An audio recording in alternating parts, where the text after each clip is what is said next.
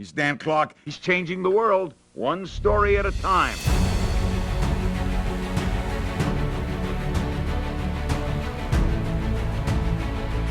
Whenever we face a tough time, no one ever hits rock bottom. We hit rock foundation. We hit rock belief. We hit the core values on which we were raised. The words we choose to describe beliefs are what actually change and up-level our performance. This first one is a self-help book by Dan Clark. Dan broke his neck twice and fractured 2 vertebrae in his back. Broke his nose, left arm, both thumbs, hands, and little fingers. We're gonna think, we're definitely gonna feel, and perhaps even shed some tears, and we're definitely gonna laugh out loud because of my crazy illustrations that I use to illuminate profound principles of truth.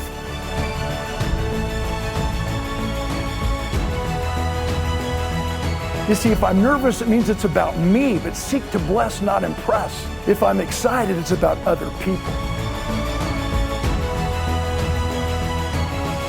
And if we lie about where we are, the directions won't work.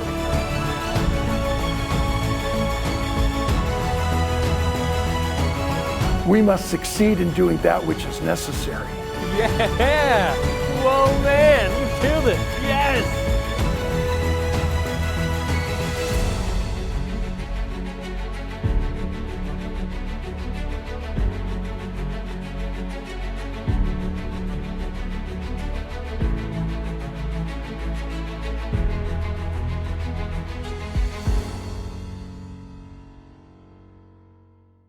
The code to winning. Insights you need today to seize the world tomorrow. Today we have a very special guest known as the most interesting person in the world. I'll give a brief introduction of our guest today. He goes by the name of Dan Clark, all right? Educated in psychology, founder of multi-million-dollar international communications firm, New York Times Bestselling Author for 57 books, and primary contributor, author of the Chicken Soup for the Soul series, university professor, American Patriot, YouTuber and podcast host, gold record songwriter, filmmaker, and an award-winning athlete who fought his way from the paralyzing injury that cut short his football career. Dan was educated in the Professional Speakers Hall of Fame, named as one of the top 10 motivational speakers in the world. He has been featured in Oprah, Beck, Jimmy Fallon, the Mayo Clinic Journal, and Sports Illustrated, Forbes, Entrepreneur, and Millionaire magazine. As a master storyteller, Dan has published in more than 50 million books in 40 languages worldwide and has delivered more than 5,500 speeches to millions of people in 75 different countries, to most of Fortune 500, elite associates, the United Nations, world champion sports team, and military combat troops around the globe.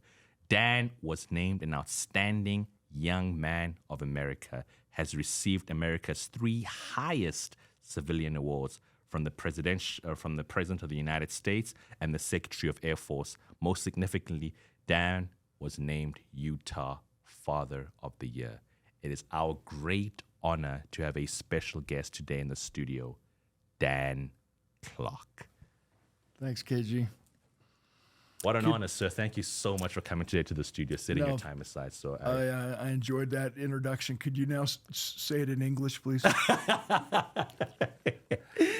I just got back from a tour in South Africa, so that's my 76th country now. Oh, wow.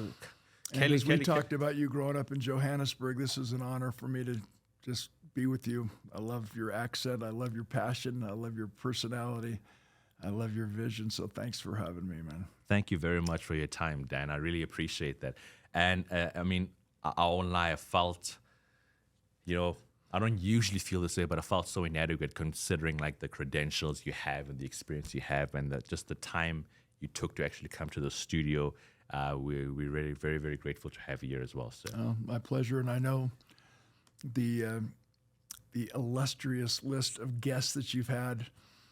Been on Dave Meltzer's podcast and Brad Lee's podcast and Keaton Hoskins podcast. I'm going to be doing a live event with Andy Elliott coming up pretty soon. Those are all my first 4 guests. I know. I just, it's an honor for me to be included on your repertoire. And Bradley, for those of you who have actually had a chance to see the episode, I always have to kid him and make it a public announcement that I'm a songwriter. And I always tell Brad I'd write a song about him, but I don't know what rhymes with stud, muffin, hunk of burning love. So I'm going to have to keep working on that one to pay tribute to my bro. Awesome. I want to know, personally for me, considering all that you've done, I want to know like the grassroots, where it all began. Can you tell a bit more about like Dan Clark, the beginning stages as well, if you don't mind that? Yeah, that's a great question, KG. You know, I grew up in a very interesting home. I love my parents. Neither one were athletes. I had 2 older siblings, a brother and a sister and a younger brother. And they were so academic, not real into sports or athletics. And the expectations in my home were to be more like them. You know, without throwing them under the bus, it was almost an environment of conditional love.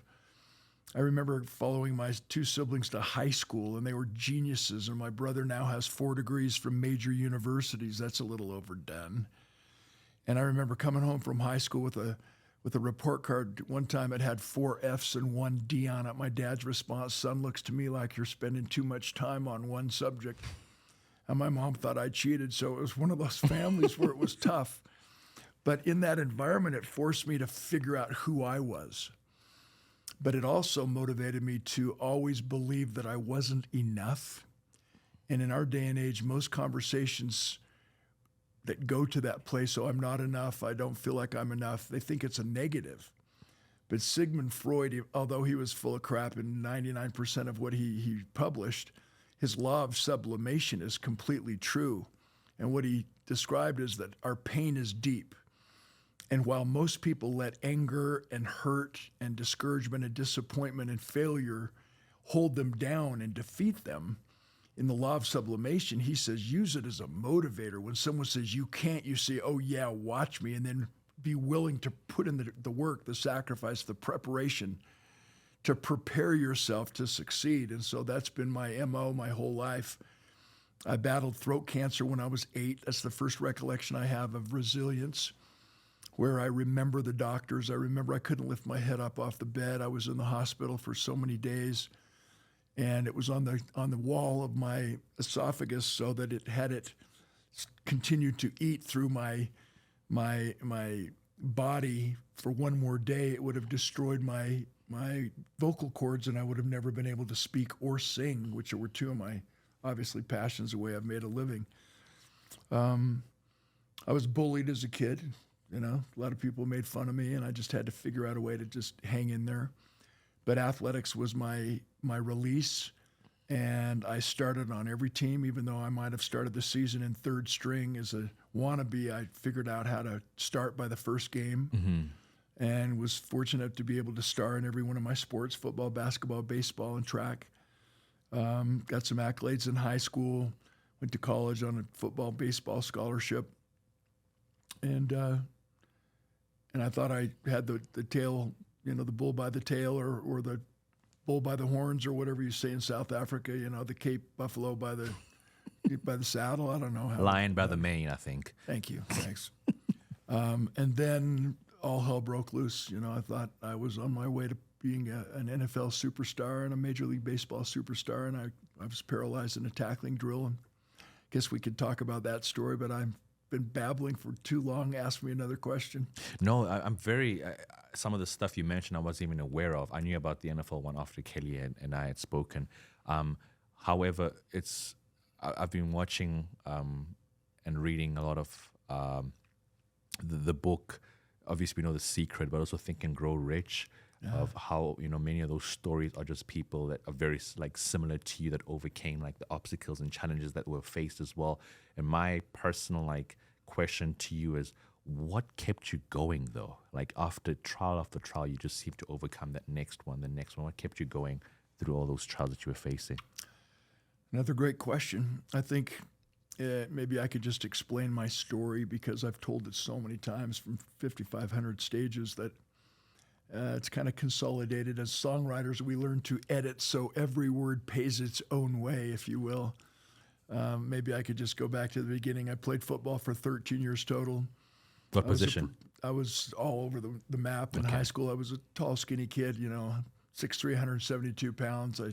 I was so skinny I had to jump around in the shower to get wet. I was the state 100-yard dash champion, and I was recruited out of high school as a wide receiver, defensive back, and I was also a baseball pitcher.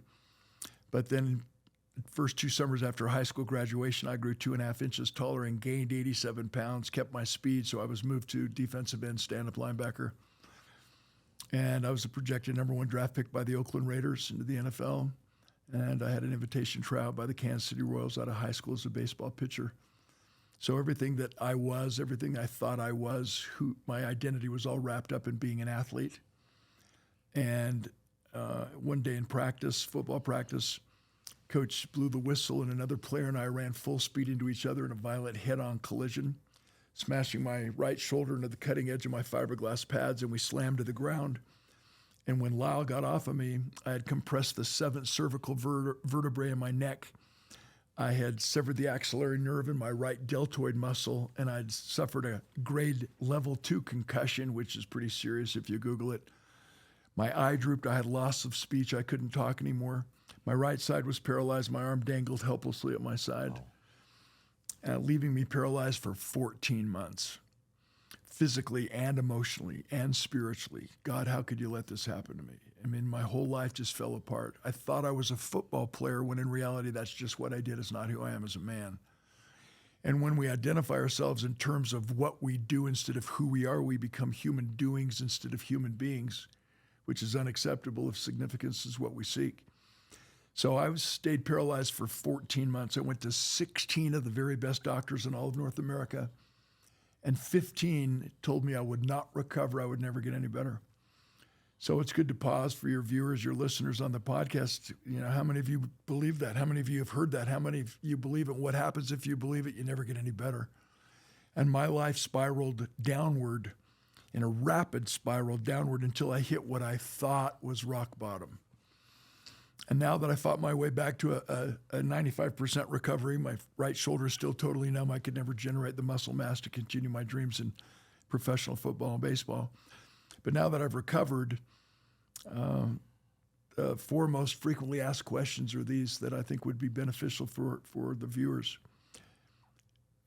Anytime we get in a program and we hear a motivational speaker, I don't want to be a motivational speaker. They say the stupidest things, like we become what we think about. That's not true. If that was true, I'd have been a woman by the time I was 12 years old. I want to be an inspirational speaker. But my recovery was not a rah-rah. You can if you think you can. That's not what this podcast is about. That's not what the code to winning is even remotely about. We know that. Question number 1, what do you mean you thought you hit rock bottom? I was going to ask that, actually. It's The answer is very profound. If no one remembers anything else I say today with you, no one ever hits rock bottom, no matter how bad or how hard it gets. No one ever hits rock bottom. We hit rock foundation. We hit rock belief. We hit the baseline core values and governing principles on which we were raised. Everything believes, everything starts and continues and sustains itself based on belief. Question number 2, why did you keep going to so many different doctors? And the answer is really important. I kept going from doctor to doctor until I found one who believed I would get better. That's powerful. Who reminded me, and I remind the world in every speech, that knowledge is power, but it has no heart. We don't learn to know, we learn to do. All the information in the world isn't going to make a person successful. It's like the guy who has 3 PhDs, one in philosophy, one in psychology, one in sociology. He doesn't have a job, but at least he can explain why. Moral of the story, reason leads to conclusions, but it is emotion that leads to action. Think about it. Facts tell, stories sell. We sell with emotion, we close with logic.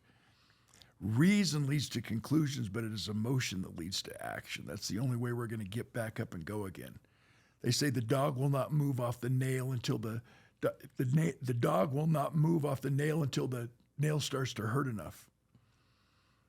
And so we have to have a reason, which brings me to the third question. Clark, you must have been depressed. The saddest thing was I had friends who were in medical school, I had physicians, I had doctors who recommended me to this psychologist, to this psychiatrist, because I was down. I was suicidal. I had lost my identity. I crawled in a cave, stopped talking to people. You know, the typical male, I got this, I got it, I don't need any help. We thought it was a sign of weakness to reach out for help. Be a big boy, don't cry. And one of the things we have to do, gentlemen, is break that stereotype, break that stigma that it's a sign of weakness to reach out for help, when in reality it's a sign of strength.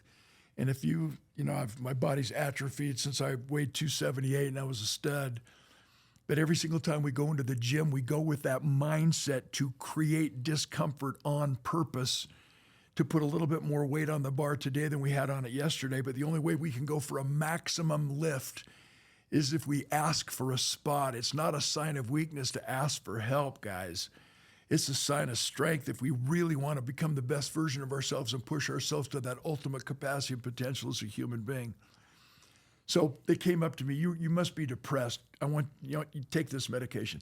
You must be depressed. I want to prescribe this. And thank heavens I had the wherewithal and the internal, the raw guts to say, I am not depressed. And what I learned and share with the world, there's a huge difference between being disappointed and being depressed. Okay. There's a giant difference between being discouraged and being depressed.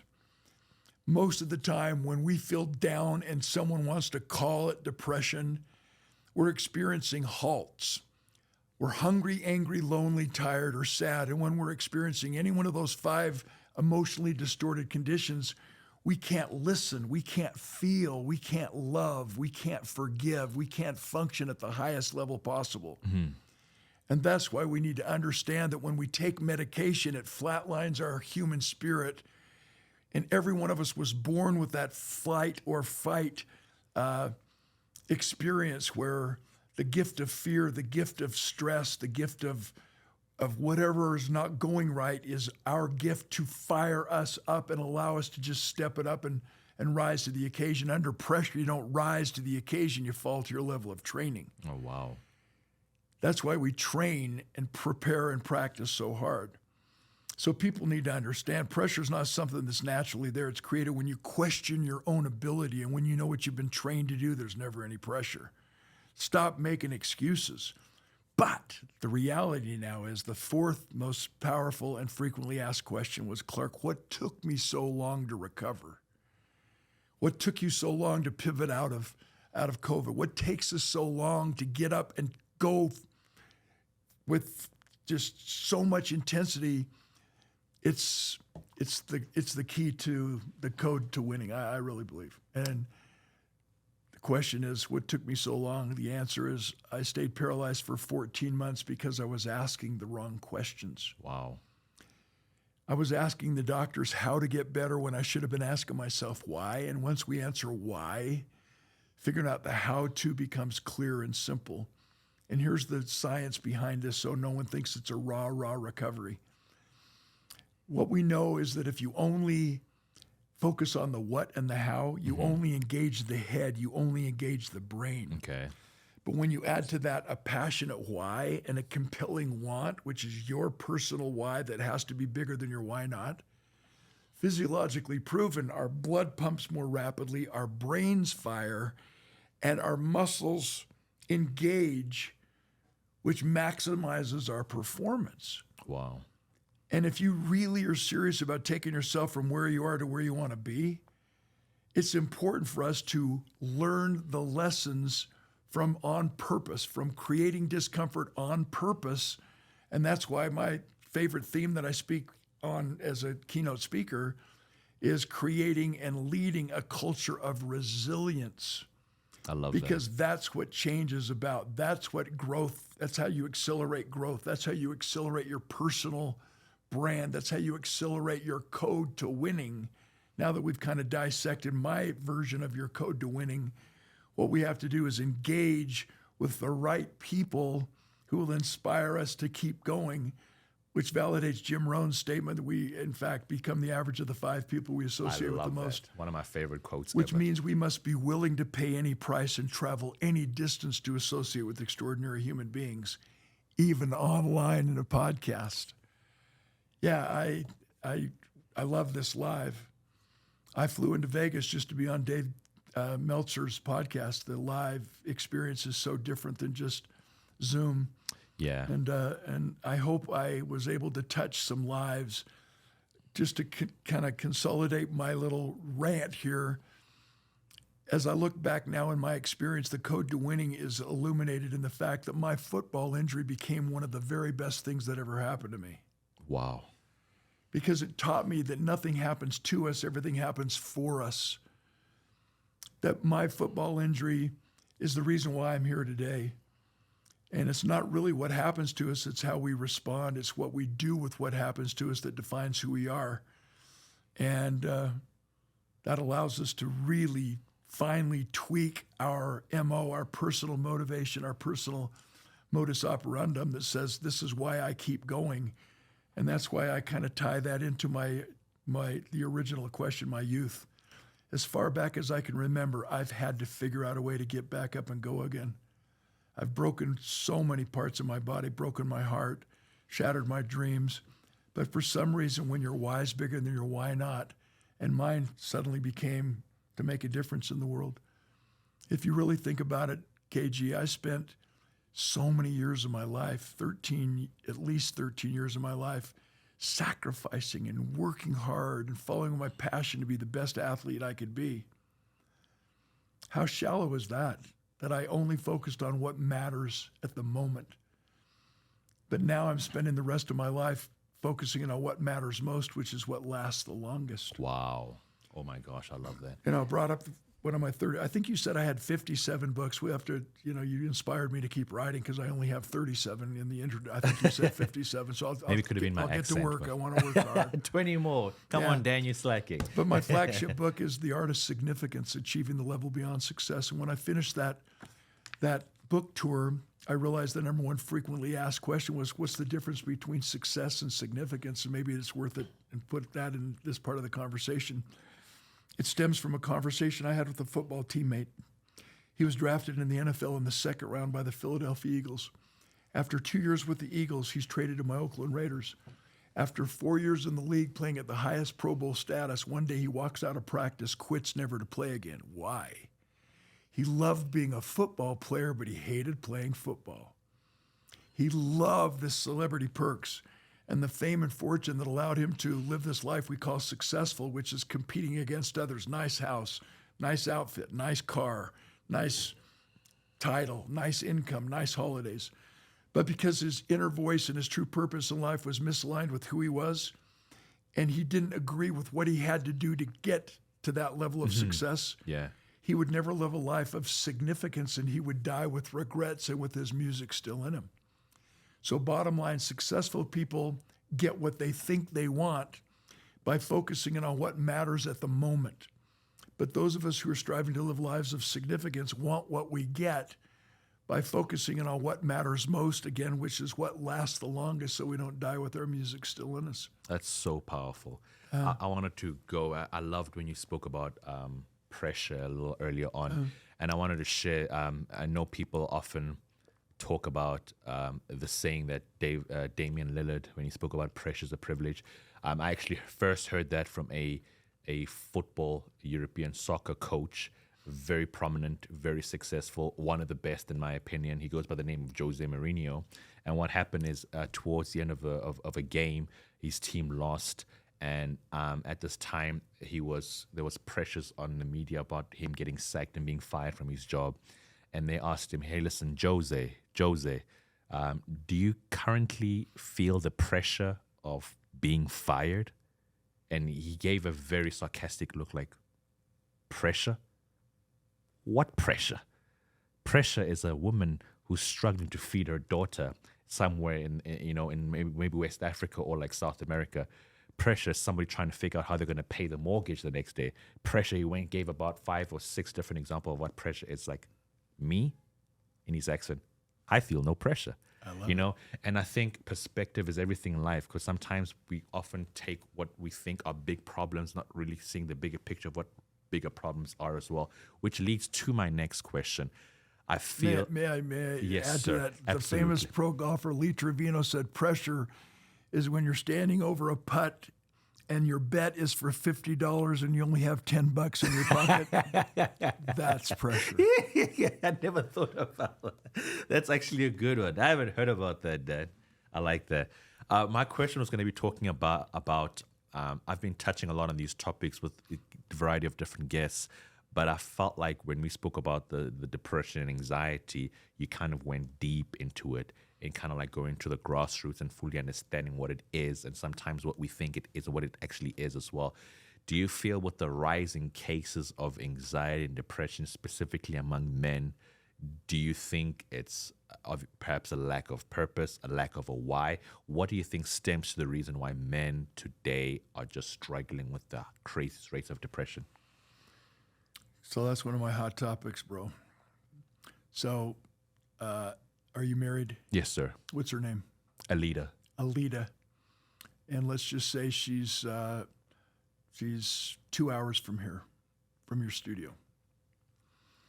And we get together with your staff and with other people in this beautiful building. And after we close up this podcast, we decide we're going to go out and you're going to teach us all the soccer moves, all the football moves that we need to know. And we're all pretty good athletes, and we're, doing our thing. And we divide up into a very competitive 2-team, 2 out of 3 game series playing soccer. And you put on some Pele move and blow out your right knee, and you lay on the ground and it swells up to the size of a basketball, and you're, kind of one of those wimpy guys just trying to fight the tears, but you're still going, so you're bothering us. So we just moved the game over to a different field because you're such a wuss. And we finish playing the game, and then we come back to check on you, and you're like, oh my gosh, I don't know what to do. Your entire livelihood is based on your ability to travel. You heard this loud snap in your knee. You know you're going to need surgery. Your right knee, you can't drive. You are like, oh my gosh, I have no idea what I'm going to have surgery. Now I'm going to be out 6 to 8 weeks. I have such a heavy travel schedule. You have no idea. And we help you come back into the building, and we prop your leg up, get you some ice, get you a little ibuprofen, and we go across the street to the sports bar. We're going to watch a game, have some fun. And your partner, Zach, says, hey, KG, calls you up. KG, why don't you come across the street and just enjoy some drinks and hors d'oeuvres with us? We're just getting together with all the guests that you've had the last week on your podcast. And you say, I can't. I'm too tired. My knee's so blown out. I'm so worried about the future. I'm too tired. I can't do this. I am in so much pain. I can't do this. Zach says, come on, man. You said, you're mad. You're mad. Didn't you hear me? I can't do this. So you hang up. 10 minutes later, the phone rings. Is this KG? Yeah. This is Officer John. Is your wife's name Alita? Yeah. We just heard that she was in a serious automobile accident, and was out with some of her girlfriends, and she's 3 hours away from now. If you don't get in your car right now and get to her bedside as fast as possible, there's a good chance you might not ever see her alive again. And he hangs up. Suddenly your knee doesn't hurt anymore. Suddenly can't isn't in your vocabulary. Suddenly you call Zach. I'm in the group. We're like, let's just get over there. Everybody, even strangers, are there to volunteer to drive you to your beloved Alita because you can't drive at your right knee. You don't worry about the future. You don't care about surgery. You're going to just do everything you know how to do to get to your beloved wife's bedside. And as we whip out of the parking lot, your phone rings again. It's Officer John. KG, I'm so sorry, man. Some of your buddies put me up to this. They paid me $500 to call and yank your chain. Your beloved Alita was not in a serious automobile accident. Everything's okay. I'm sorry I did this. Bam. In 30 minutes, you have gone from, oh, woe me, I'm too stressed out. I have so much anxiety. I can't deal with life. You don't understand. I was dealt this. Life's not fair. To, oh my gosh, I'm so worried about the future. This is my livelihood. I'm in so much physical pain. To, Wow. I have no pain. Get me to my wife. To, I'm going to find every one of my buddies who called this police officer, and I'm going to kill every one of them and willingly go to prison because they were such dickheads. That's the power of the mind, my friend. So when I talk to somebody who's stressed out, especially a guy, I can't deal with this, my anxiety, I need medication, I can't handle it. Come on, bro, let's talk about when your why is bigger than your why not, and you understand the brain chemicals. And I've studied those. In my book, I've got my 37 books, but one of my most powerful books is called Story Selling, because I took the time to dissect and illuminate every aspect of the 6 brain chemicals that as communicators we can control. When we index our stories and choose the right story at the right time in the right place for the right reason, we can literally trigger that brain chemical in the person or the giant, huge audience that's listening to us and actually influence their decision-making based on what they're feeling and experiencing from the brain chemical. Adrenaline, that's what you just experienced. That's what your listeners just experienced. I just laid it out. This is adrenaline. Get me there. I don't hurt. You don't have to help me down the stairs. I got this. Let's get in the car. Let's get out of here. That's adrenaline. It's the urgency drug. It's addictive because it doesn't stay in our body. Endorphins. You also experience endorphins because we've laughed. And because you're an amazing world-class soccer player, we know that the adrenaline wears off. We can rise to the occasion, second win, but the endorphins continue on. That's why we crave long-distance running. That's why we crave exercise. It's also a drug that doesn't stay in our body. Dopamine, anytime you tell a story, you trigger dopamine. If you want to give somebody a larger shot of dopamine, tell a better story that's more rocky. You experienced dopamine when I was sharing my recovery from my football injury. I did. So those three brain chemicals are the addictive brain chemicals, and they don't stay in our body, as I mentioned. So the purpose of a leader is to grow more leaders who believe what you believe, not generate more followers. And in sales, as my mentor, as my buddy, we have the same publisher in Penguin Random House, Simon Sinek. We've been on the program many times together. As he reminds us, the goal is not to do business with everybody who wants what you have. The goal is to do business only with those who believe what you believe. So they choose you, not just somebody who does what you do. So now let's figure out how to get people to choose you. The competitive advantage is never created by doing more than your competition. Competitive advantage is always and only created by doing what your competition is not willing to do. Now let's go reverse engineer.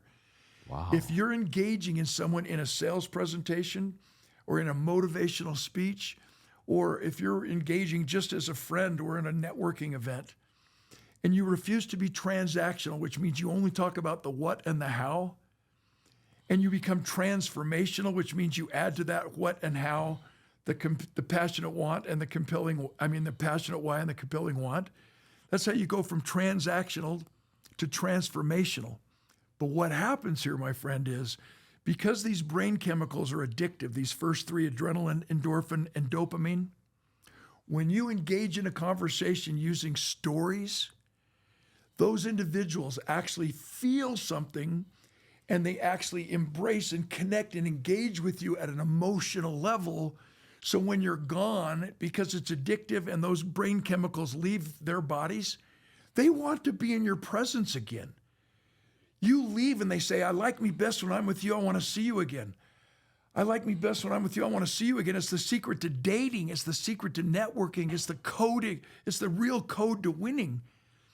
Because they have experienced a brain chemical event with you and they want it again. And they go, wait a minute, I didn't get that from him or her or from him or her or from that product or that service. I got it from KG. I want him back in my circle of influence. Let's talk from sales. 44% of sales professionals quit after the first sales call. 24% quit after the second sales call, 14% quit after the third call, and 12% of sales professionals quit after the fourth sales call. That's 94% of sales professionals who quit by the fourth sales call. And yet 85% of our sales are closed between the fifth and the 12th sales call. So if you want to gain that competitive advantage, if you want to figure out how to get people to choose you, not just somebody who does what you do, we have to figure out a way to make ourselves more compelling to be around, more fascinating to talk to, more qualified to listen to. Wow. And the way we do that is to tell stories, to engage individuals that actually, in a methodology that actually triggers the brain chemicals, especially the first three, which are addictive. So they want us to come back into their circle of influence 5 to 12 times until they close themselves. Oh my gosh. And the last three brain chemicals, serotonin, adrenaline's the urgency drug. Endorphins is the motivational drug. Dopamine is the performance drug. Serotonin is the recognition drug. When we actually reach out and make someone feel so significant, so important, it's critical. And you can share stories about doing that and doing this and doing that. And then oxytocin is the love drug. And depending on the story you tell in the right situation, I've raised millions of dollars at galas by sharing the right stories. I've signed people up for all kinds of contracts based on the right story that you share when it comes time for them to close themselves. And then the sixth brain chemical is cortisol, which is negative. It's created by guilt. It's created by remorse, regrets. And so you want to avoid that conversation at all. In sales, you want to always get people to come to yes. In parenting, in leadership, in coaching sports teams, why go negative when you can go positive? And it's all about, releasing and triggering the right brain chemicals in the right minute at that particular time in your conversation. And that allows you to rise to the occasion in any aspect of your life. Wow. And I love when you spoke about those specific principles of storytelling, which was going to go to my next question as well. Considering the fact that you've traveled to a variety of different countries, how do you ensure that your message and what you're portraying resonate deeply with people with diverse cultural backgrounds as well? Such a great question. So I've taught public speaking at the university level for 11 years. And my online course that I'm really proud of is called Speak Like a Pro. So I gather together group calls, 90-minute calls once a week for 6 weeks, and I take them through a 293-page workbook study guide. It's all digital, it's editable. If anybody's interested, that would be awesome to participate, because that's kind of my legacy, coaching speakers, people to become better communicators, teaching them about the brain chemicals. But in my courses, what I remind my students about is the goal is to seek to bless, not impress. Wow. It's never about the audience. If you're nervous before you speak, it means you think it's about you. But if you're excited before you speak, you know it's about them. So if I dazzle the audience and I take them on an emotional roller coaster ride and conclude by lip syncing 3 Taylor Swift songs so they'll never be the same, whatever the case may be, if they leave impressed with me, I completely blew it. But if they leave impressed with themselves, that they have a way to tap into unrealized potential, to break through limiting beliefs, if they know that they now have the mental mindset, the mental toughness and mindset required to create a culture of resilience in their own life, in their own family, on their own teams, in their own companies, then I've succeeded. You know, everybody says that the number one fear of people is the fear of speaking in public, and I completely disagree. The number one fear of people is not speaking well in public. So I challenge everybody to sign up for my course. It's so affordable, and I get results.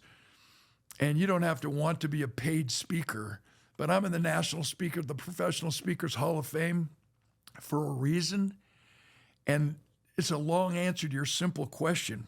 So when I speak in 76 countries, South Africa being my 76th just as of the last couple of Johannesburg, to be exact. I realized something. Like, for example, when I spoke in Russia for the first time, 1991, Glasnost, the collapse of the Soviet Union, I'm part of a 15-person United Nations leadership training team. And I'm the keynote speaker. I produce the shows. They don't give a rat's wackazoodle about American football. They don't understand basketball, baseball. So what did I have to do? I had to learn about their cosmonauts. I had to learn about their dancers, the Baryshnikovs from the Leningrad Ballet. I needed to learn the history of Bolshoi Ballet, downtown Moscow, and the names of the prima ballerinas. I needed to know some of their superstars. I needed to understand the exchange rate between the ruble and the US dollar. I needed to understand that they still hated America and they despised capitalism. What they wanted me to talk about was entrepreneurship and leadership and trust and vision and risk reward, which has nothing to do with communism of the 72 years that plagued their country. So when I showed up and I issued a government, I'm introduced to the government issued translator, and they sat me down and said, they will not laugh, it's a sign of weakness. They will not clap, it's a sign of weakness. And they just shared everything that would put in my mindset and my heart set why I would not succeed. And I rose to the occasion and we laughed together, we cried together. They gave me a standing ovation. It's because I learned 7 phrases in Russian to start my speech as an American. And that just, they're like, are you kidding me? Whoa, even the translator's blown away because she had to translate my Russian into English and everybody's laughing. So, for example, I spoke in Thailand. There were 7 Asian countries represented. I memorized about 3 to 4 different salutations and conversational pieces in those 7 different native languages. Philippines, Thailand, Korea, Japan, the list goes on and on. That was the quickest way I knew to endear myself to them so they knew that I was going out of my way just to connect. And then using a translation after that, it was okay. But it's important for us to know the audience, to make sure they know I'm there for them. It's not about me, it's for them. And so I do the research. I understand. So South Africa, as we were talking before we came on the air, I learned a whole lot about South Africa because I was talking to some of the biggest leaders in South Africa, a room full of billionaires who are convinced that they can change South Africa. They can take care of the corruption and the infrastructure breakdown and focus on workforce development and their beloved country to get investors coming in and getting their best and brightest to stay in country to build the beautiful South Africa. And it was my pleasure to lead the fireside chat and deliver 2 different keynote speeches. But I wasn't there to talk about America. I was there to talk about universal principles that work in any business, in any culture, in any language. Wow. While I was using examples of Nelson Mandela, quoting him, using examples of superstars and having, become friends with Ernie Els. That didn't help. That didn't hurt. The Big Easy pro golfer. Kevin Anderson, amazing superstar professional tennis player. Gary Player, I've met him, talked to him so many times, and he's just beloved in South Africa. And let's not forget Demi Lee, who married Tim Tebow, who was Miss South Africa and Miss Universe. These individuals I could talk about because I'd met every single one of them. That's how you prepare to connect. And by the way, in sales, you can figure out a way to do due diligence with anyone you're going to go have an appointment with. So that you show up knowing something about them, their family, their dog's name, their superstar hero, what is their favorite form of recreation. Turn it into a game. If you're going to go in for a job interview, find out what that person's hot button is who's going to interview you so that you can talk about something that matters most, which lasts the longest, way before you get into the job interview. Wow. The Winning Store, in collaboration with my podcast, The Code to Winning, I have started a merch store called The Winning Store. We sell high quality merchandise in terms of shirts, sweatshirts, hoodies, caps, phone cases, high quality tumblers as well. The best part about The Winning Store is that we believe in delivering nothing less than excellence. With a keen eye for quality and a passion for style, we curate products that ensure that you always emerge victorious in your fashion game. Are you ready to win? Well, shop right now today at winning.store. Remember, in this game of life, the only way to lose is to stop playing. Here at the Winning Store, we're all about playing to win. So visit us today, winning.store. Get your merchandise today and stay victorious. I think we should just end the podcast right there, and then that was You're so powerful. funny. I love the way you say podcast. If I had your accent, my speaker's fee would triple, dude. Man, you're so charming. My gosh. Now I want to go back. I'm glad you spoke about the course that you're doing. The reason why I feel like something that my best friend and I were talking a lot about. I want to know, what does your course go deep into? Like, does it talk about like body language? Does it talk about 80% of it is nonverbal? Like, are there specifics, or are there types of courses you do? And then the next question I was going to ask is, can you share any experience of a person that you've mentored in the public stage that we might not even know that you probably mentored as well? Yeah. So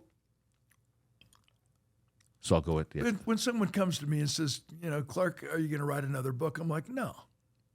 I've said it all. I've said what I want to do until I have something new to share. And I say that because we don't need any more lousy speakers. There are thousands, there's probably hundreds of thousands of folks who claim to be motivational speakers or leadership gurus. Anyone who owns a phone thinks they're a guru, and that just has always started to bother me. And it's starting to come to that level of frustration where I started my speaker program, my Speak Like a Pro speaker coaching, communication coaching program, because of all the fakes who are out there who are just taking advantage of everybody who thinks, they're ready to start sharing their story with the world. There's a group out of Las Vegas. I'm never going to use names to throw anybody under the bus, but this guy is a complete shark. This guy's so dishonest, and he has such a horrible reputation because he promises unrealistic goals that you can't accomplish. There's someone else who tied in with someone huge in the country, and his big thing is, I will show you how to win stages. No, he won't, because if you're not a great speaker, no one's going to ask you to speak. 100%. And if you don't have a message worth sharing and haven't perfected and edited so every word pays its own way, if someone does ask you to speak because you spent a fortune on bells and whistles on your website or on Instagram and social media that makes you look like you're a guru when you haven't had one flippin' life experience at all, you'll have that one stage experience, but reputation is king, and no one will ever ask you to speak on a stage again.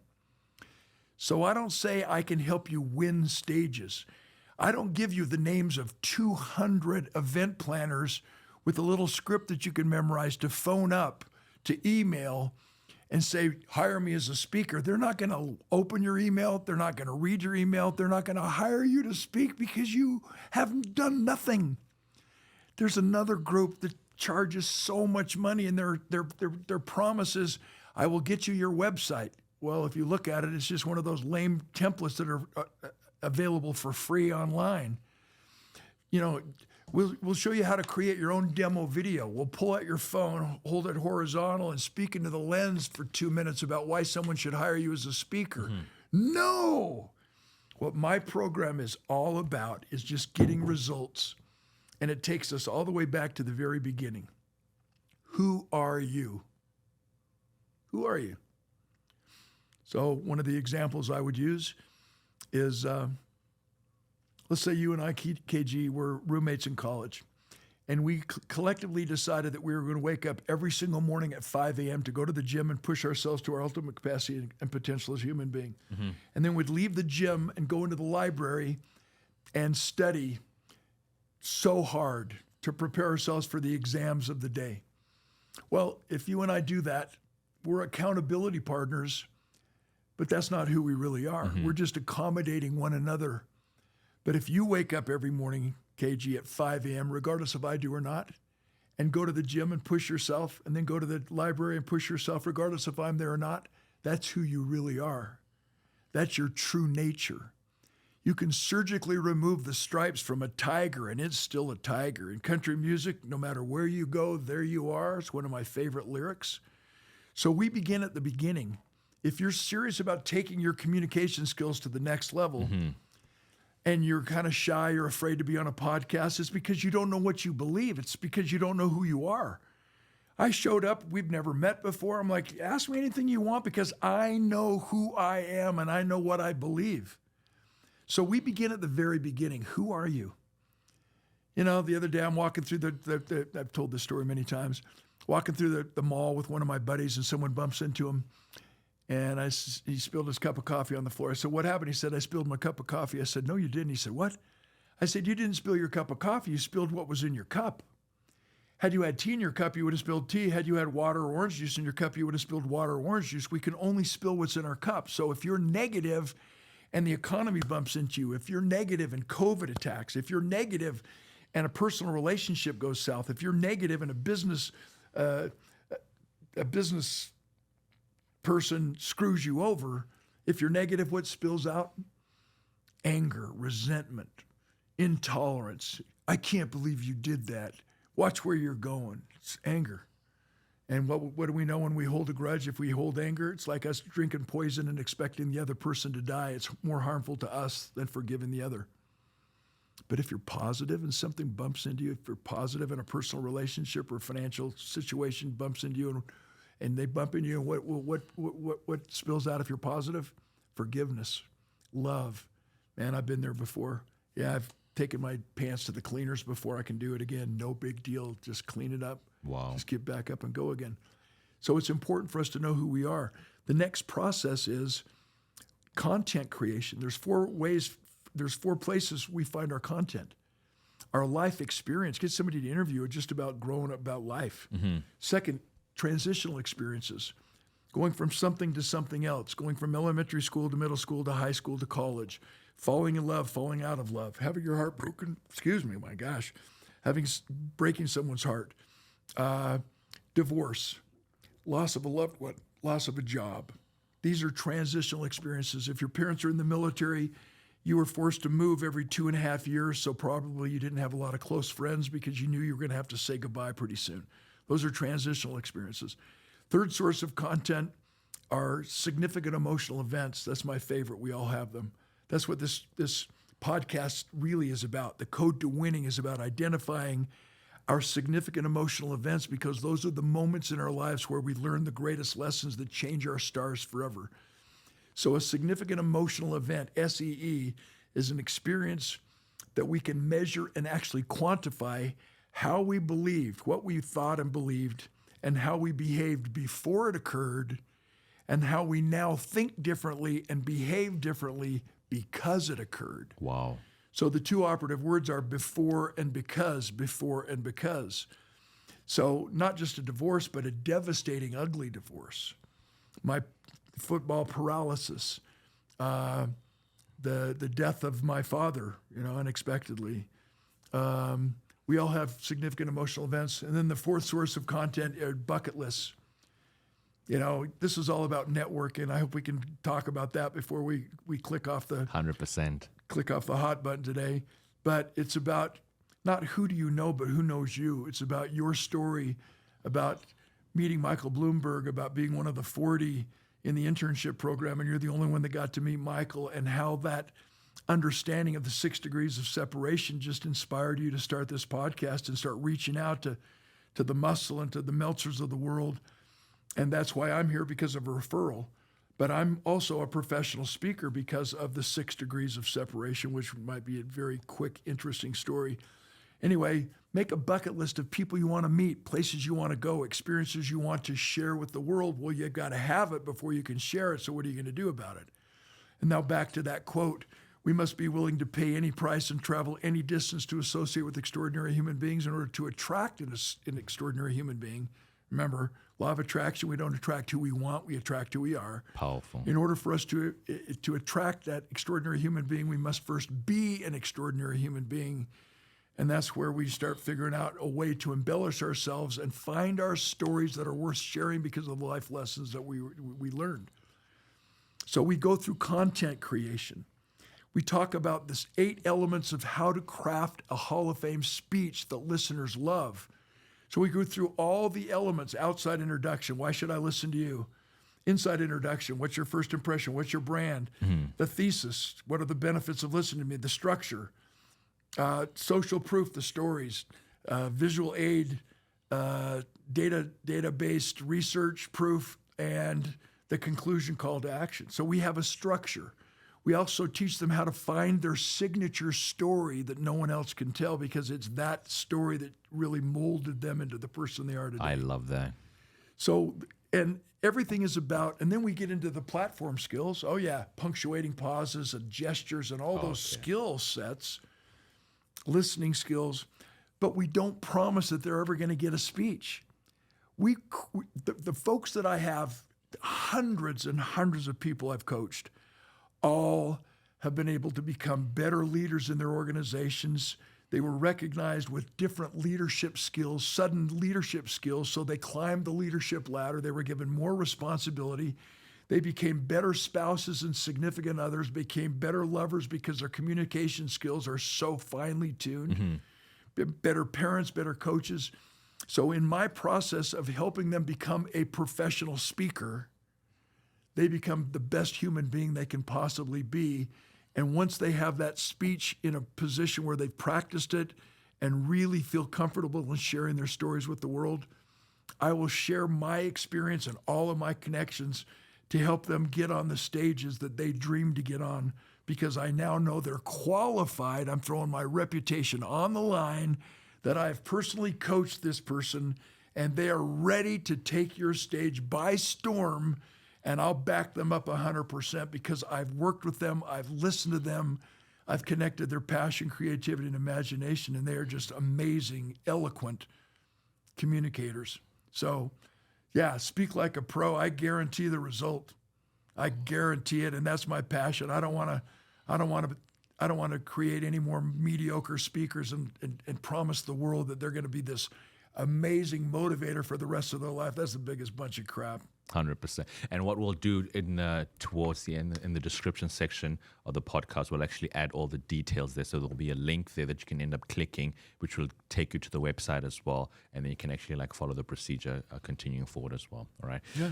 Now, I love that you mentioned all of that, from everything that you've achieved and everything you've accomplished and how much you've traveled and the books you've written, people you've spoken to you. What is the most fulfilling out of all of those that you've done? When I have one person out of a 10,000 person arena come up to me with tears and said, I was going to go kill myself and I decided not to. Yeah, that's powerful. To have an email from a parent that said, you really helped my son, you helped my daughter. Just have someone go out of their way to acknowledge that they noticed me kneeling down to greet all those who are special needs or in wheelchairs or physically challenged, and not blowing them off to go and try and talk to somebody who's more famous or someone who seems to be more popular, but to take time for that person who really seemed to have listened and got something out of my speech. Out of the 5,500 speeches, I've been doing this for 4 decades, my friend, and I've never missed a speech. Wow. I'm so proud of that. I've had flights canceled, and I've had to rent a car. One time I drove 7 hours.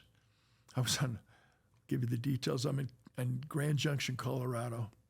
My flight's so late, I land in Denver, and I miss my connection to Rapid City, South Dakota. And so I refuse to lose, and I scramble. I'm running around trying to find a different carrier, and I finally found this Mayo run in a little single-engine 6-passenger plane that would get me to a little town in Nebraska, which is the closest I could possibly get to Rapid City, South Dakota. And so I didn't have my bag. It was checked on the connection, but I'm still in my coat and tie from the speech in Grand Junction. So I hop in the back of this plane. We landed about 4 times. We finally land in Nebraska. And I get out, and the airport's about the size of this studio, and I realize I don't have a rental car place. I'm screwed. but there was a Ford dealership right next door to this little miniature airport. And I realized, back in the day with the yellow pages, there's a phone booth. And I looked it up and saw, well, let me look up this guy's name. Well, obviously he's not going to have a business phone. I called the number of the Ford dealership and this dude answered. I told him my dilemma. I needed to rent a car. And I'd bring it back from Rapid City. He says, yeah. So he gives me this big tuna boat, this Imperial Chrysler. I still remember it. And I drove 7 hours through the Badlands of Nebraska. And I arrived in Rapid City, South Dakota at about 4 o'clock in the morning. I didn't have my luggage. Basically got the little travel kit from the front desk with a toothbrush. And I didn't have any clothes to change into. So I just laid on my bed in my suit so I didn't wrinkle it any more than it was. And I wake up the next morning at 7 a.m. to go to the ballroom for my pre-speech sound check. And the lady at the door is sobbing and gives me this giant hug. The man is in tears. He's giving me this big hug. I'm the only speaker in a 3-day conference sponsored by South Dakota Healthcare. I was the only speaker in a 3-day conference that showed up because of inclement weather. Wow. And I've never forgotten that. But I don't want anybody to think I'm such a noble man that I would refuse to miss a speech. When flights are canceled, that's no big deal. It's just a new challenge. But my motivation is this, KG. I know for a fact that there's at least one man and one woman in every single one of my audiences who is hurting as badly as I was, who's lost their identity, lost their true love, lost their whatever. And if there's something I could say, if there's a lyric from one of my hit songs, if there's a story that I could share, if there's just lots of laughter that they deserve, that they need some comic relief in their life at this point, it does not matter to me. If something I say or can deliver can help that person last one more day, then it's worth my time, guaranteed, because I've been there. And I can look every single person in the eye who's thinking about suicide and just say, don't do it. I have 4 beautiful children and 4.5 grandchildren because I didn't do it. I didn't pull the trigger. And there's always a better way. One of my hit songs, in 2 more days, tomorrow's yesterday. Just hang on. And that's always part of my message, not in the dark side. I'm a humorist. I love to make people laugh and feel and shed some tears. But at the end of the day, it really is about what matters most, and that's life. Wow. And love and our relationship with heaven, and the belief that everything's going to be okay, and if it's not okay, then it's not the end. The best part about all the questions I've been asking is that you've been answering 10 questions for each question. So I do appreciate you covering so much detail for that. I now want to go into networking because I think it's very, very important. Before we kind of segue and go into that, I wanted to figure out from the 37 books that you've written, that you were an author for, is there any specific one that perhaps holds a special place in your heart? If so, why? If there is one.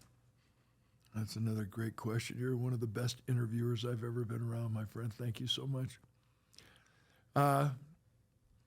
Again, I think it has to be The Art of Significance, Achieving the Level Beyond Success, because it's a 30-year project.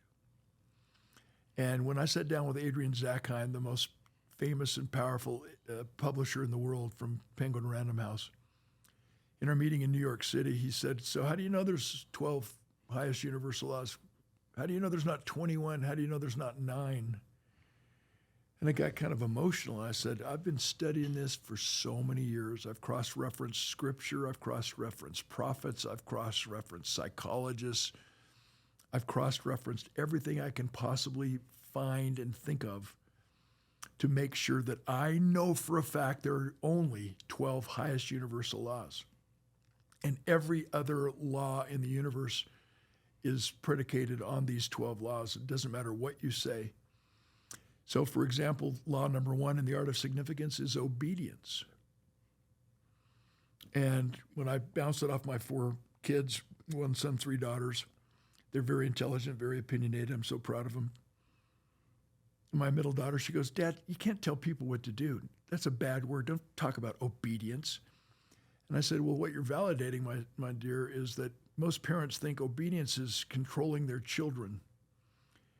And it's not controlling our children. It's not control at all. Obedience is the highest law of the universe. So one of the most interesting parts of this book is that I begin with my adventure soaring to the edge of space. Everybody needs to do that, you know. I don't know if anybody's going to get a chance to do that, but I had that rare opportunity. And the idea, I'm not drawing a blank. I'm just trying to figure out what kind of detail I should give you. Let me just cut to the chase. So I had a chance to soar to the edge of space in a U-2 reconnaissance aircraft. And it required a presidential signature, so I was kind of excited when that came out from Obama. And I had to intensify my training. I lost 29 pounds. I checked onto the base. Everybody could Google my, it's about a 15-minute documentary, kind of watered down because it's a classified mission, but you can see it on YouTube if anybody's curious. And you can read about it in my book, The Art of Significance. But I checked onto the base for a full day of orientation. I was fitted into my 130-pound spacesuit. I was introduced to my commander, and we climbed aboard the aircraft and rapidly climbed to 17 miles above the Earth's surface, where for 5 hours I sat on the sounds of silence, looking at the breathtaking curvature of the Earth, gazing at the endless blackness of the universe, pondering eternity and my place in it.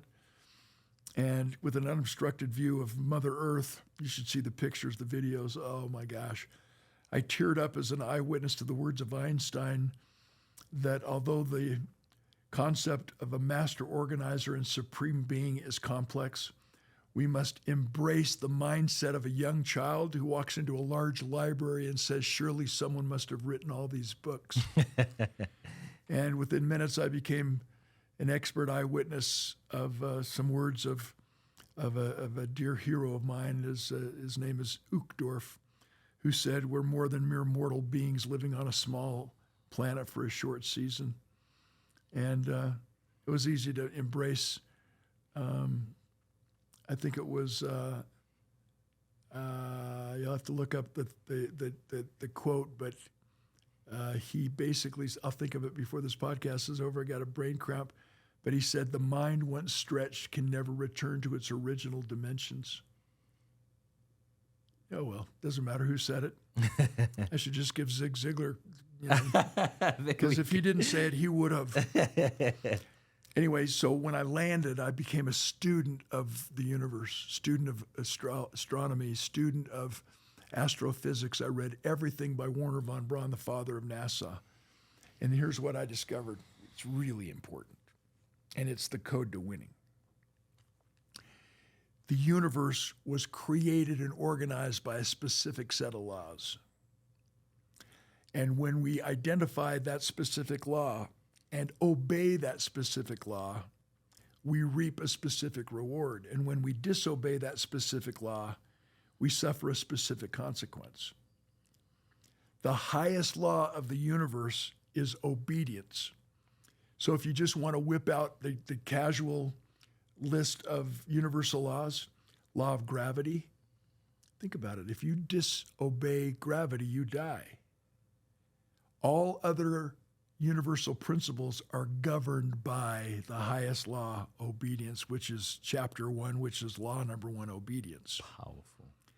So the master organizer, supreme being, I prefer to call him God, he organized and created the universe by a specific set of laws. To test our obedience, he gave us what is called free will agency, so that we always had a choice to go left or right to do this or that.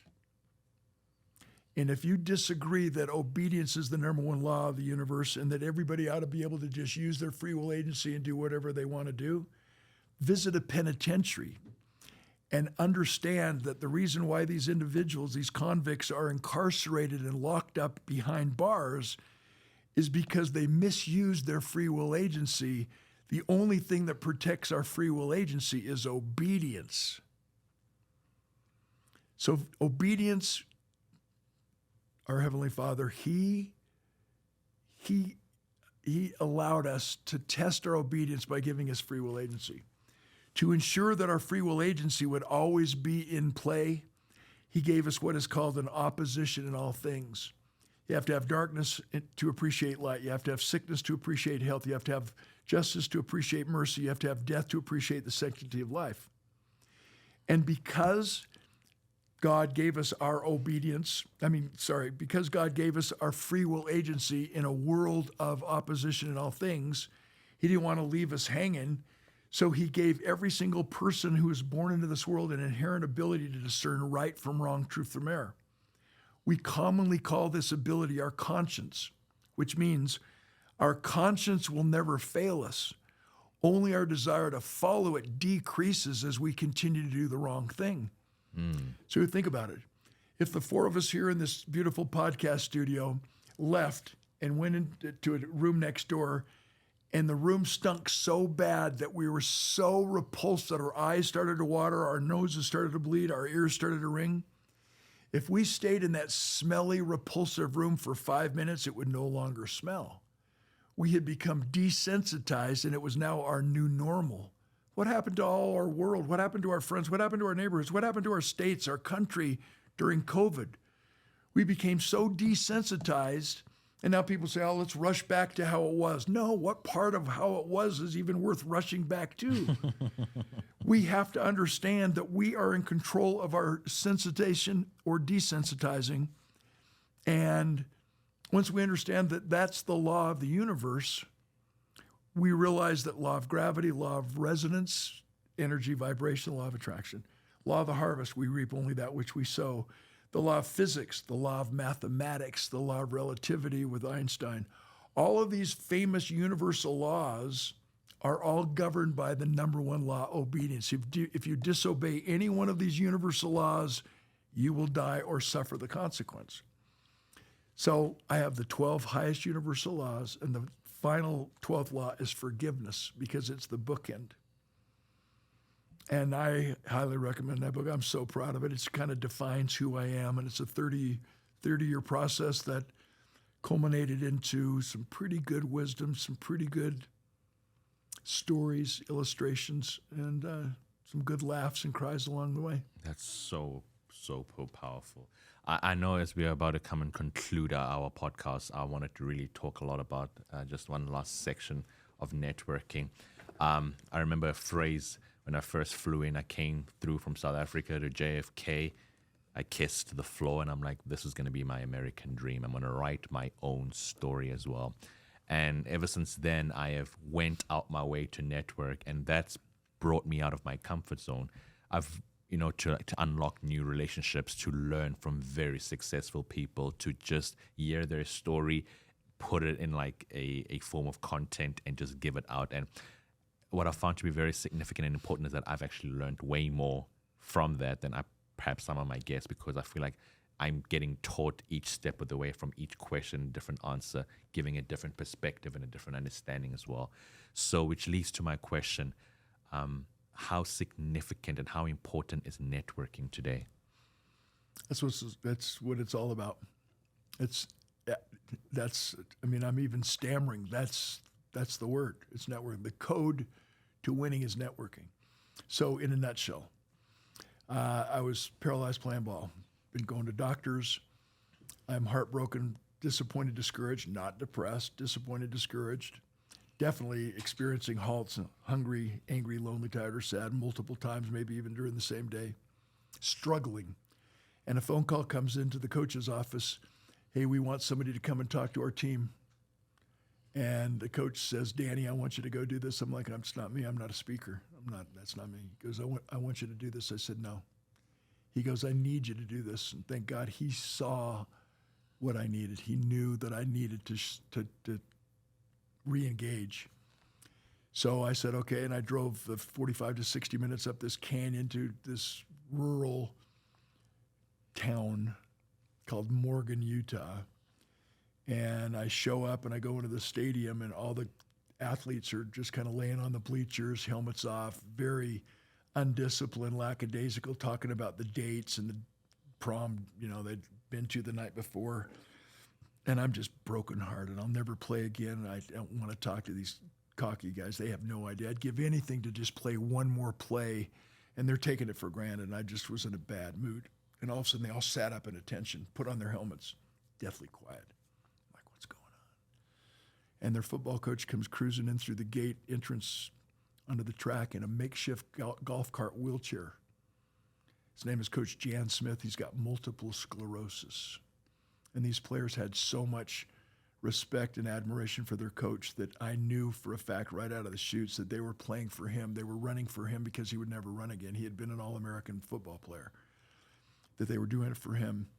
And I spoke to the team. They ended up inviting me to speak, and I spoke before 7 out of their 8 games that year, and they won the state championship. I still have my Morgan High School state championship ring they gave me at the awards banquet. The principal heard me speak. He said, would you come and speak to my student body? I said, yeah, I didn't have a lot of confidence. I feel like I had about 7 minutes of good material, so I invited 4 of my friends to go with me.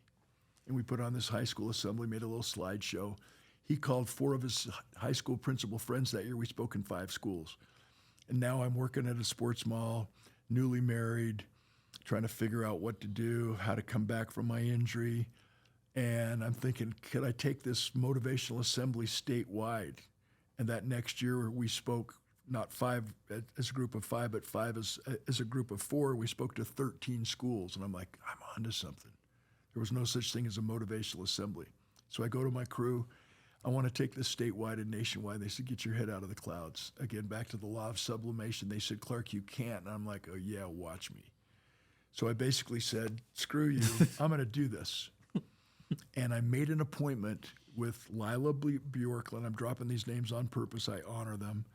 Lila Bjorklund, who was the president of the Utah School Board.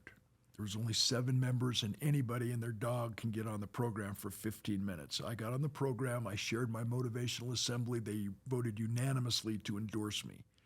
She makes a phone call to Warren Pugh, who was the Speaker of the House of Representatives of the state of Utah. He invites me to come to the Capitol building to speak to the entire legislative group and deliver my 45-minute motivational assembly. They voted unanimously to endorse me and fund me for $100,000 to speak to every high school in the state of Utah. Then they renewed the contract the next year and embellished it to speak to every high school and junior high, middle school in the state of Utah, and upped the ante. So there's 140 school days in the school year.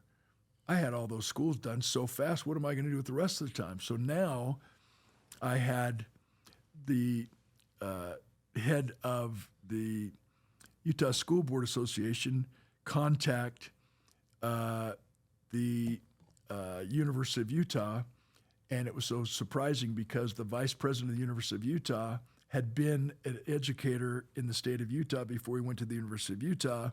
He knew of my football and baseball career, and he pulled me into his office, and he said, Dan, I know you're still struggling.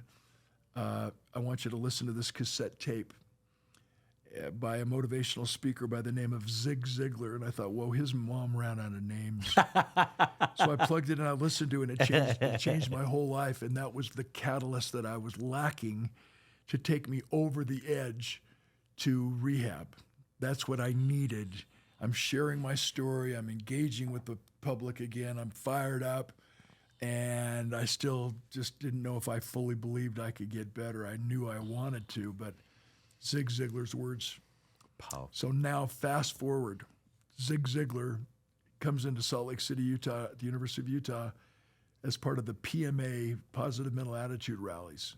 So I positioned myself backstage afterwards, and he comes off stage, and I said, Zig, you saved my life. I want to take you to dinner. He says, I'm leaving. I'm coming back to Salt Lake in 3 weeks. Call Lori Majors in my office and just tell her what you want to do. And I pled with her every single day. I hounded her. Finally, she said, you can pick up Zig at the airport, take him to his hotel. I'm like, that's 15 minutes if I get lost.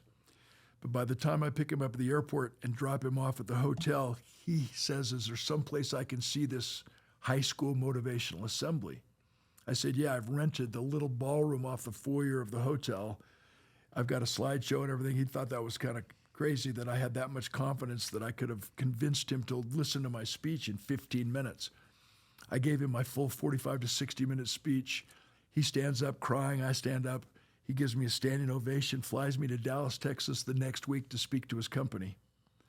The next week, he sponsors me in the National Speakers Association. I meet him in Chicago, had to take out a loan, had no money. Spent a whole week with him in Chicago. The next week, he invites my wife and I down to Dallas, Texas for our first seminar experience. He invites us.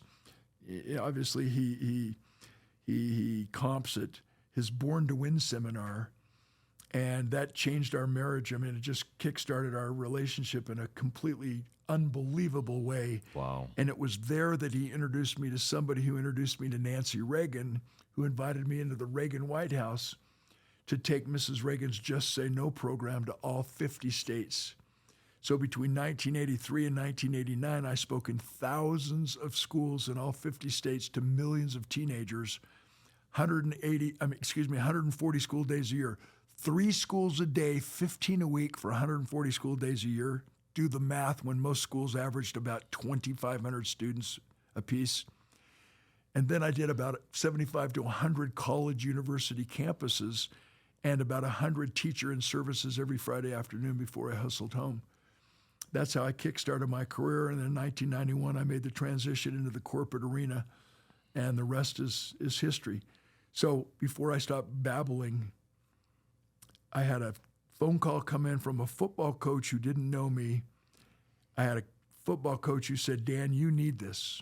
So I trusted him. And I went and did my thing. I took action.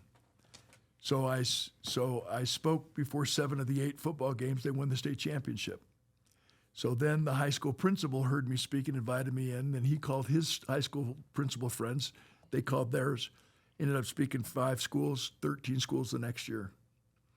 Then Zig Ziglar comes into town. I make a move, networking, to introduce myself to Zig. He comes back into town, blah, blah, blah. So if you think about my career, Hall of Fame career, one of the top 10 motivational speakers in the world, I've got Norm Gibbons, who was the vice president of the University of Utah, so let's drop his name. But you've got basically a high school football coach, a high school principal who was responsible for all the other networking, Norm Gibbons, who introduced me to Zig Ziglar, Zig Ziglar, who introduced me to Nancy Reagan, and my Hall of Fame career is really about 5 to maximum 6 key people in my mesh of network.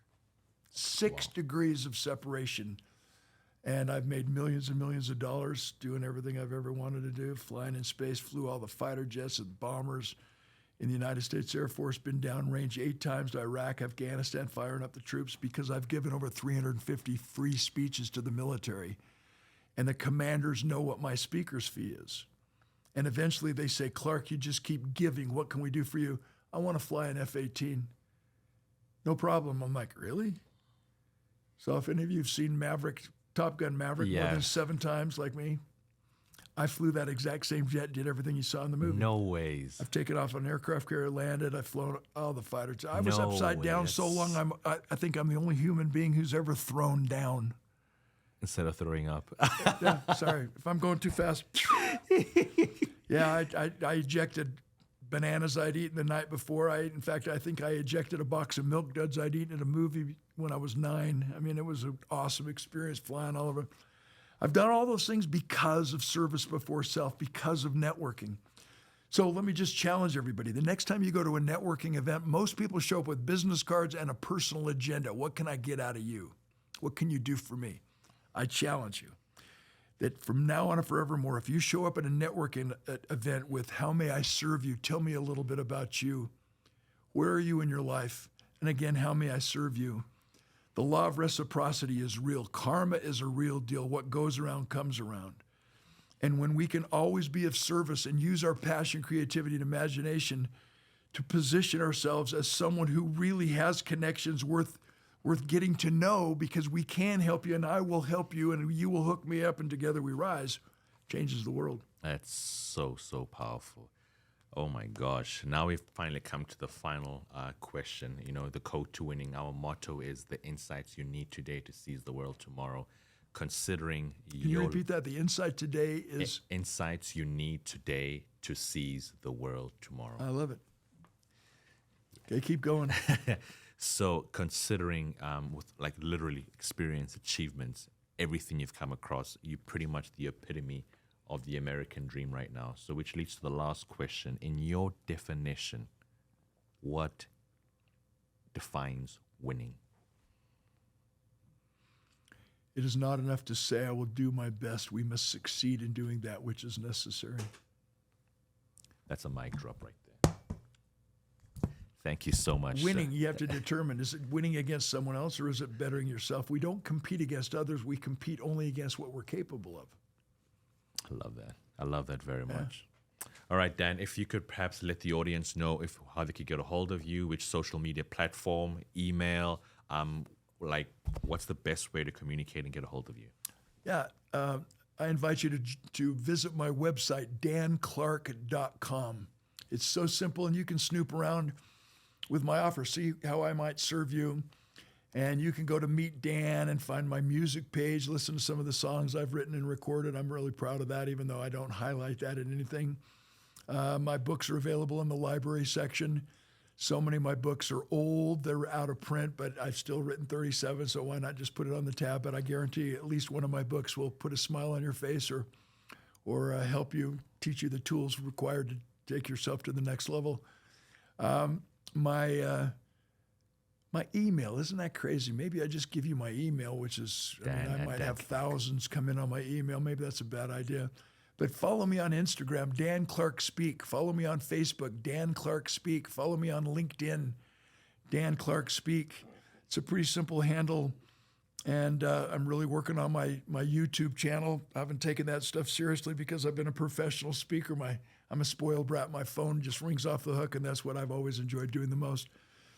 But please follow me. I've had my own podcast called Power Players with Dan Clark. I put it on hold for a little while, had some significant, amazing guests I'm really proud of. And so I'm starting to crank that back up again. But check out YouTube and just follow me. I just appreciate that because this is my legacy. It's trying to change the world one story at a time. And again, if you really want to fire me up, sign up for my Speak Like a Pro course, and you can find that detail on my website, danclark.com. Just look up training, and I guess in the show notes or whatever we're going to do, we'll just give the link to where people could actually sign up. And I start these classes. They go 6 weeks at a time, so if I started on a Monday and you wanted to join on Tuesday, I would just have you join the next class. And they're 90 minutes every single week, 1 day a week for 6 weeks. And you get copies of my books, Story Selling, my book, Speak Like a Pro, my quote book, my joke book, that's my favorite book, Humor Files. And you get the 293-page workbook study guide. Again, even if you don't want to be a paid speaker, it's time to share your story, and I want to be that person who can help you gain that confidence and that eloquence to make sure that you are that communicator that people expect you to be. My mantra for my Speak Like a Pro is when you're going to make a presentation, when you're going to tell your story, and you know you're ready to share your story with the world because you know it can save a life, save a marriage, build a business. People expect you to share your story at the same level of excellence that created it. People expect you to share your story at the same level of excellence that created it. So if you're a great athlete and you can't talk, you don't want people to think you're a stupid idiot. Increase your communication skills. I'm telling you, athlete to athlete, it matters. It matters more than anything. And obviously, Warren Buffett said you can increase your value in the marketplace by 50% simply by becoming a better storyteller and public speaker. I want to be your coach. Speak Like a Pro, Dan Clark. Dan Clark, the man, the myth, the very legend himself. Thank you very much, sir. Thanks, KG. You have made it this far. Grateful. Thank you very much for joining in the Code to Winning podcast. Please click the like button. It helps with our algorithm as well, including subscribing to the channel and putting the bell notification as well. Like I said, really appreciate you just joining us and tuning in the Code to Winning podcast. The Code to Winning, insights you need today to seize the world tomorrow.